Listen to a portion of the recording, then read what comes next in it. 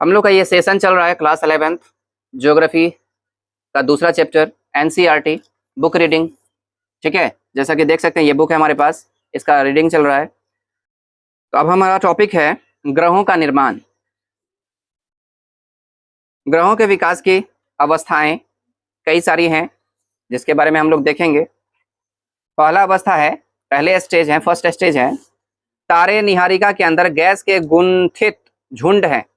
तारे जो है सो तारे मतलब स्टार्स, निहारिका के अंदर मतलब नेबुला। नेबुला के बारे में आप लोग जाने होंगे पिछली क्लास में कि नेबुला जो है हमारे ब्रह्मांड में हाइड्रोजन गैस का बहुत बड़ा विशाल बादल है जिसके अंदर बहुत सारे गैसेज इकट्ठे हुए और वो गैसेज अलग अलग ग्रुप में बट गए और वो ग्रुप स्टार्स बन गए। ठीक है, इसीलिए कहा गया है तारे जो है सो निहारिका के अंदर मतलब नेबुला के अंदर गैस के गुंथित झुंड हैं। मतलब गैस के जो है सो एक जगह गैस इकट्ठा है और वो इकट्ठा होते होते कई सारे झुंड हैं। ठीक है, वो कई सारे तारे हैं गैसों के पिंड के बने हुए।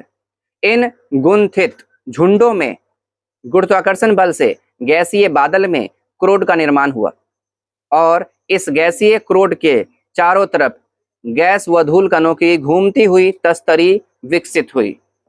तो समझने की जरूरत यह है कि गुंथित झुंड में गुरुत्वाकर्षण बल से गैसीय बादल में क्रोड का निर्माण हुआ।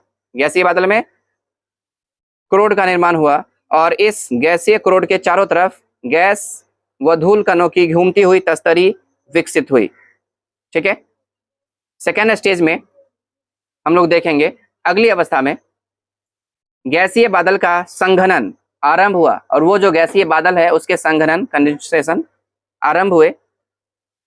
ओके, संघनन स्टार्ट हुआ और क्रोड ढकने वाला पदार्थ, क्रोड को ढकने वाला पदार्थ छोटे गोलों के रूप में विकसित हुई और वो जो तस्तरी था, तस्तरी से क्रोड बना और क्रोड को ढकने वाला पदार्थ, ठीक है, छोटे छोटे गोलों के रूप में विकसित हुई। ये छोटे गोले ससंजन, ठीक है, ससंजन मतलब होता है अणुओं में पारस्परिक आकर्षण। मतलब छोटे छोटे जो अणु होते हैं उसके बीच में जो एक्सट्रैक्शन होता है उसी को ससंजन बोलते हैं। क्या बोलते हैं?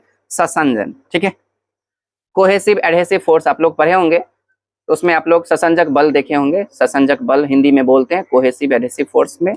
ठीक है, तो ससंजक बल वही है ससंजन। ससंजन अणुओं में पारस्परिक आकर्षण को ही ससंजन कहते हैं की प्रक्रिया द्वारा ग्रहाणु मतलब ग्रह जिस चीज से बने हैं उसी को ग्रहाणु बोलते हैं, ग्रहाणु में विकसित हुए। ससंजन गोले ससंजन प्रक्रिया द्वारा ग्रहाणु में विकसित हुए और संघटन, संघटन मतलब कोलिजन की क्रिया द्वारा बड़े पिंड बनने शुरू हुए और गुरुत्वाकर्षण बल के परिणाम स्वरूप ये आपस में जुड़ गए। ठीक है, समझे? और छोटे पिंडों की अधिक संख्या ही ग्रहाणु है। छोटे छोटे पिंडों की अधिक संख्या ही ग्रहाणु है। छोटे छोटे पिंड जो है सो एक जगह जमा हो करके वो ग्रहाणु बनते हैं। ठीक है, कहलाते हैं, ग्रहाणु कहलाते हैं। तीसरा स्टेज है अंतिम अवस्था, थर्ड स्टेज। इन अनेक छोटे ग्रहाणु के सहवर्धित होने पर मतलब वो जो छोटे छोटे पिंड ग्रहाणु बने और वो ग्रहाणु मिल करके एक जगह हुए और वो ग्रह का रूप ले लिए। ठीक है, और वो फिर ग्रह परिवर्धित होकर के मतलब इनरिच होकर के और भी बड़ा ग्रह बन गए। ठीक है, बनते चले गए। तो इस तरह से ग्रह का निर्माण हुआ। ओके, तो ग्रह के निर्माण में 3 स्टेज बताया गया है आपके एनसीईआरटी में। पहला है तारे के निर्माण के अंदर गैस के गुंथित झुंड है। इन गुंथित झुंडों में गुरुत्वाकर्षण बल से गैसीय बादल में क्रोड का निर्माण हुआ और इस गैसीय क्रोड के चारों तरफ गैस व धूल कणों की घूमती हुई तस्तरी विकसित हुई। ठीक है, उसके बाद अगली अवस्था में गैसीय बादल का संघनन हुआ। गैसीय बादल का क्या हुआ? संघनन हुआ और क्रोड को ढकने वाला पदार्थ छोटे गोलों के रूप में विकसित हुआ। ये छोटे गोले ससंजन प्रक्रिया द्वारा, आपको बता दें ससंजन प्रक्रिया क्या होता है, अणुओं में पारस्परिक आकर्षण ससंजन कहलाता है और इसी प्रक्रिया द्वारा वो जो छोटे गोले थे वो एक जगह हुए। ठीक है, और ग्रहाणु में विकसित हो गए और वो ग्रहाणु बन गए। और संगठन की प्रक्रिया द्वारा मतलब कोलिजन प्रोसेस के द्वारा बड़े पिंड बनने शुरू हुए और गुरुत्वाकर्षण बल के परिणाम स्वरूप, और वो जो पिंड थे ग्रेविटेशनल फोर्स के कारण ये आपस में जुड़ गए और छोटे पिंड की अधिक संख्या ही ग्रहाणु कहलाए। और ये जो पिंड छोटे छोटे पिंड है उसकी संख्या, उस पिंडों की अधिक संख्या ही ग्रहाणु कहलाए। क्या कहलाए? ग्रहाणु।